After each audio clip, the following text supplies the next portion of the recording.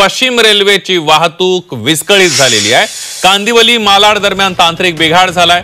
गेल्या 20 मिनिटांपासून गाड्या एका जागेवर आहेत।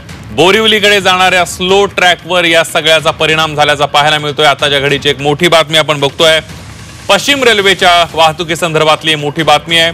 पश्चिम रेल्वेची वाहतूक विस्कळीत झाल्याचं पाहायला मिळतंय। कांदिवली मालाड या स्थानकांदरम्यान तांत्रिक बिघाड झाला आणि त्यामुळे तब्बल 20 मिनिटांपासून गाड्या एका जागेवरच खोळंबल्याचं पाहायला मिळतंय। बोरिवलीकडे जाणाऱ्या स्लो ट्रॅकवर या सगळ्याचा परिणाम झालेला आहे।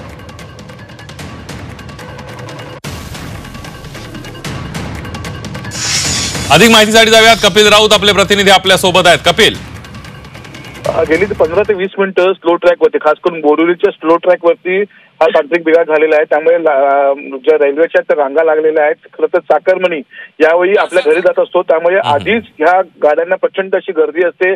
खास करून विरार साईडला, मीरा रोड साईडला जाणाऱ्या ज्या गाड्या असतात त्याच्यामुळे प्रचंड अशी गर्दी असते।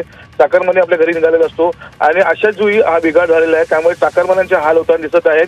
गेली 15 ते 20 मिनिटं झालेली गाड्या एका मागे उभ्या आहेत। काही तांत्रिक बिघाड झालेला आहे। त्या तांत्रिक बिघाडाचा शोध आता रेल्वे प्रशासन घेत आहे।